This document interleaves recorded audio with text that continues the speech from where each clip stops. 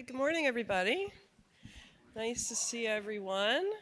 Everybody having a good time in Austin? Yes? Yeah? Me too. It's great to be back here. And it's nice to be able to be in person with you all.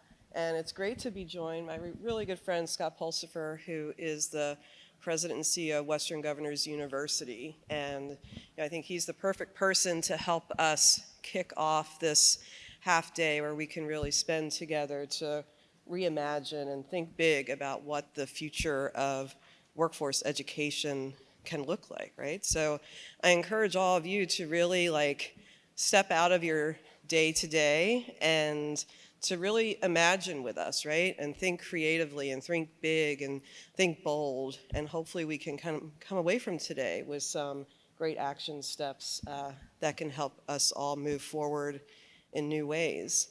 And so, Scott, the last time you and I did a session like this, it was October of 2019. We were in New York City in front of a group of corporate leaders that Kat Ward, who I believe is here somewhere, pulled together, and Laura Roberts. And at that time, we were talking about the rapid pace of change that was happening kind of in the education and workforce sector. And little did we know what was going to hit us just about 5 or 6 months after that. So as you think about, kind of where we are today now in March 2020 and what we've been through as a field and as a country in the past 2 years, how do you kind of think about where we are today and where do we go from here? That long ago, I didn't have any gray hair, by the way. I think I was no wrinkles. Things were looking really up, and then that thing hit. I'm grateful that we're kind of on the other side of this, but I don't think there's ever been a greater catalyst for disruption in the talent supply chain.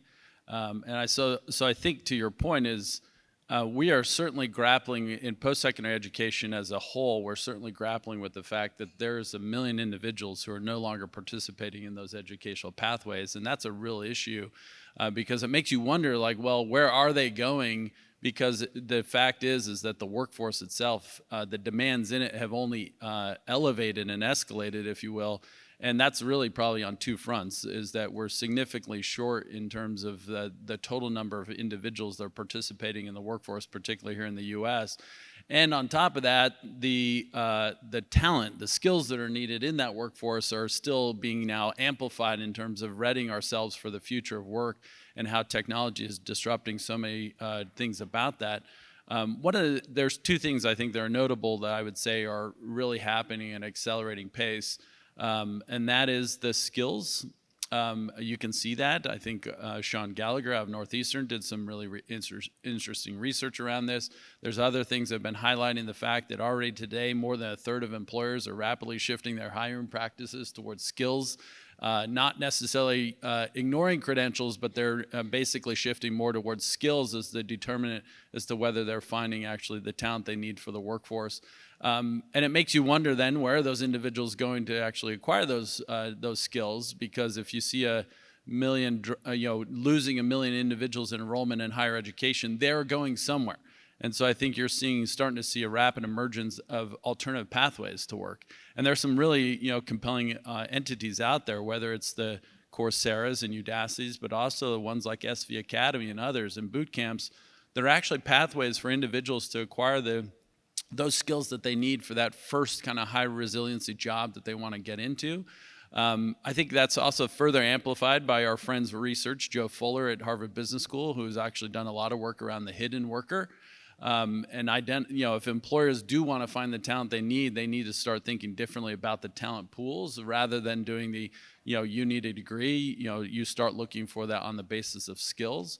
And that's rapidly adjusting. Meanwhile, last thing I'll maybe point out in this regard is that online education or technology-enabled learning, that is here to stay. As lousy as it was for most students who had to rapidly shift in the latter part of the winter term, I guess, of 2020. Even as not as poor as it was, one thing that everyone realized pretty quickly is that they love the flexibility that it affords them. They now know that they can reach and engage with instructors and with their learning resources and everything else in ways that it doesn't require them to be on a campus in a classroom at a set time, et cetera. And so I think institutions of learning are now investing much more heavily in how do you leverage technology to improve the quality of the learning, both in terms of the relevancy to the work they're pursuing, but also the personalization of the experience so that more individuals from all the diverse backgrounds can actually be successful in attaining the skills that they need for the work. And I really feel that you and your work at WGU, you're really, I think, an outlier when it comes to a higher education institution that is really going deep in the area of skills, right? You've worked, with folks at the federal level around policy around this. The Open Skills Network is up and running. What would you say to your counterparts, other university presidents? Like, how can they be doing more to make this a reality and kind of shift the traditional narrative?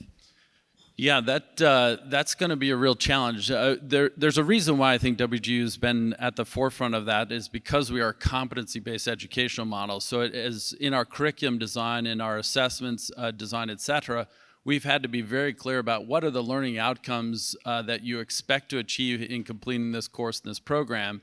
And we've mapped those learning outcomes directly to the skills that are needed in the jobs and the workforce that are being pursued, such that we know that when an individual is completing those courses in their program, that they're actually deemed proficient in the skills that are needed in the work. That is the work that I think most institutions have to undertake. That will be a challenge for most of them. Why? Because you have mostly a faculty-centered approach to the curriculum development. Each individual faculty has their freedom to actually design their syllabus and their course and their assessment the way they want to. They teach it the way they want to, such that when you complete a course, for the individual, it's not well known as to exactly what should I be able to articulate as the skills that I now possess having completed that course. But that is something that can be enabled by technology. There are things even out there like the Open Skills Network around the rich skills descriptors that allow institutions and employers to be able to better articulate what is it that an individual should actually have mastery in or proficiency in. An employer can design also and write their job descriptions utilizing those skill descriptors so that in fact that mapping can occur.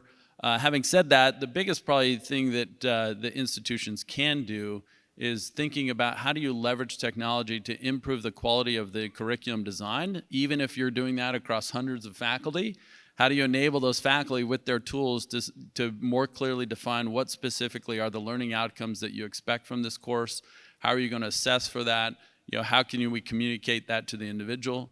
In the same regard, like how do you invest in the technology to personalize that learning so that an individual can not only be in that classroom, but also can access resources and instructional supports when they need it. So it increases the probability that that individual can actually achieve that level of mastery that they need. All that requires technology. And I think like most of us out there today is like we don't distinguish in retail online, offline shopping. It's just retail. We just seek and buy stuff wherever we can buy it. I think in similar fashion, we have to realize that even if an individual's on campus, they're also online. Like everything that we're doing today in learning, in work, in banking, in travel, everything else, like all of that is enabled by technology. And institutions have certainly been recognized as being somewhat behind banking and travel and other places like that in terms of their utilization of their technology to improve the relevancy of the learning that they're achieving and the personalization of the journey so that the probability that each student succeeds goes up. That's great. Yeah, so building on that, when we think about the need to drive towards equity, and when Secretary Cardona was on stage here yesterday, he was talking about how, we can't build back things that didn't work before, right? And I often feel that traditional systems kind of get stuck like in the status quo because they want to preserve, in my opinion, a lot of things that don't work, right? And that to me, if you want to drive towards equity, you actually need to embrace a certain level of disruption and innovation in order to get to the results that we've been seeking for so long. And so when you think about, innovations that you're kind of like spearheading at WGU or things that you're seeing in the field, what do you think we should be really testing out more in order to have more equitable outcomes? Yeah, A variety of different things, because I would say let's start simply with a general premise about education, which is it is a path to opportunity. In many ways, it can be viewed more as a means to an end rather than an end in and of itself. It doesn't mean that we're not always gaining more knowledge and skill and ability, et cetera, and you can do that in multiple different ways. But that what we're gaining is actually enabling us to do new things and pursue new opportunities. What we haven't done, particularly as it relates to equity in terms of the structural discrimination that exists, it exists throughout that entire journey. That life cycle of learning to work, that discrimination actually exists everywhere, meaning that you have disparate outcomes in terms of access. It actually starts there, is that so many individuals just simply can't access the learning pathways because they're not affordable, they're time and place based. There's so many different dimensions around the instructional model too that favor one style versus another in terms of learning. Like, there's so many things that even just related to access that they're not fully accessible to every individual wherever they may be, whoever they may be. Then when you get into the journey itself, is like you start to recognize that if you have barriers that relate to my learning style, or it relates to my affordability, et cetera, and working learner, which is the kind of simple definition that we use at WGU, a working learner, after 8 years, only about 25% of them actually complete and attain the credential they need to be able to go on their pathway forward.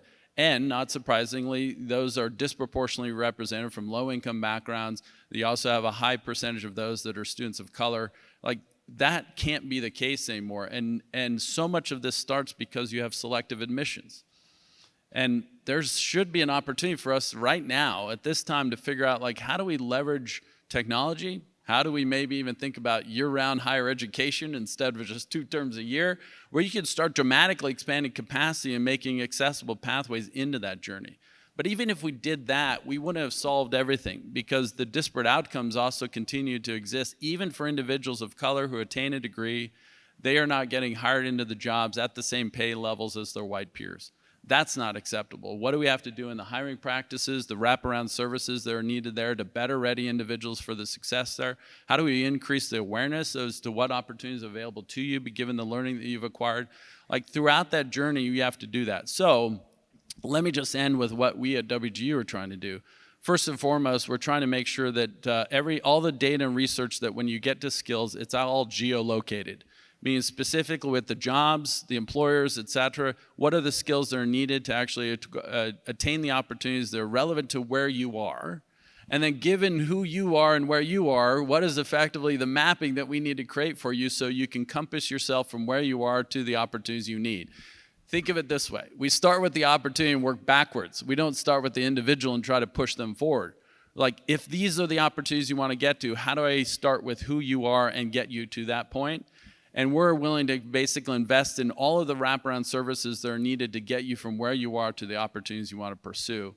That kind of compassing, including all the services and support that now allow us to personalize and adapt the whole of WGU for the one student, that is what we're trying to do, because we do not believe that the attainment rate or completion rate or the opportunities that who you are and what you came with and where you're from, et cetera, that is not the determinant of success and your worth. We're trying to make sure that we adapt the whole of WGU so that you can succeed as a student. And that takes it's a massive undertaking, but it's a lot less expensive than continuing to expand campuses or continue to invest in different, like, how do we better invest in technology, personalized learning, et cetera, to increase the outcomes for every individual? Great.